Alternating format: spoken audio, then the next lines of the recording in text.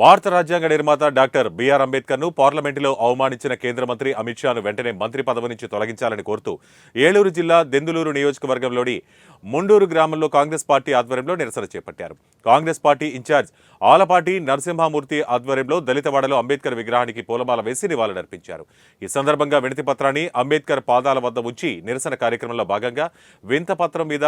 పలువురు సంతకాలు చేశారు. రాబో రోజుల్లో కేంద్రంలోనూ రాష్ట్రంలోనూ కాంగ్రెస్ పార్టీ అధికారంలోకి వచ్చే విధంగా ప్రతి ఒక్క కాంగ్రెస్ కార్యకర్త కృషి చేయాల్సిన అవసరం ఉందని ఆలపాటి అన్నారు.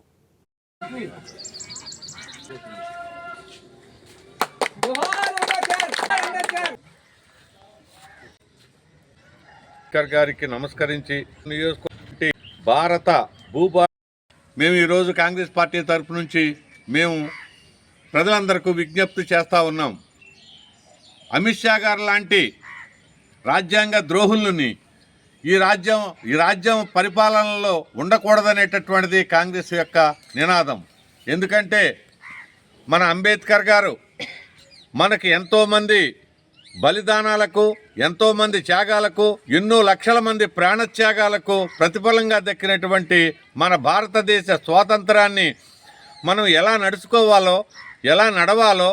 ఎవరికి ఏ రకమైన ప్రతిఫలం దక్కాలో ఇక్కడ పేదలు అనేక మంది భారతదేశంలో గల పేదలు, ఎస్సీలు, ఎస్టీలు, మైనార్టీలు ఎంతోమంది ఎంతో అణిగారి ఉన్నటువంటి వాళ్ళకి ఏ ఏ సదుపాయాలు కలిగించాలో అవన్నీ కూడా అంబేద్కర్ గారు రాజ్యాంగంలో ప్రతిపాదించి మనందరికీ దక్కేటట్టుగా చేసినటువంటి అంబేద్కర్ గారిని అవహేళనగా చేయటం, అవహేళన చేసి మాట్లాడటం,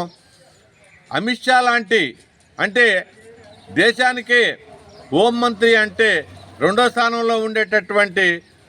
అంతటి ఆయన రాజ్యాంగాన్ని గురించి హేళనగా మాట్లాడటం ఈ భారతదేశంలో పుట్టినటువంటి పేదలకు, భారత రాజ్యాంగం మీద గౌరవం ఉన్నటువంటి ప్రతి ఒక్కరికి కూడా బాధ కలిగించింది కనుక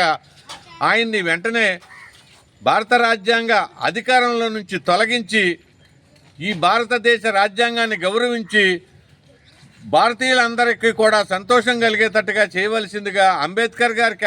ఆ బలాన్ని ఇవ్వవలసిందిగాను, మా అందరికీ కూడా అమిత్ షా లాంటి వాడిని తొలగించే బలం మాకు చేకూర్చవలసిందిగా అంబేద్కర్ గారిని కోరుతూ ఈ రోజున మేమంతా కూడా అంబేద్కర్ గారికి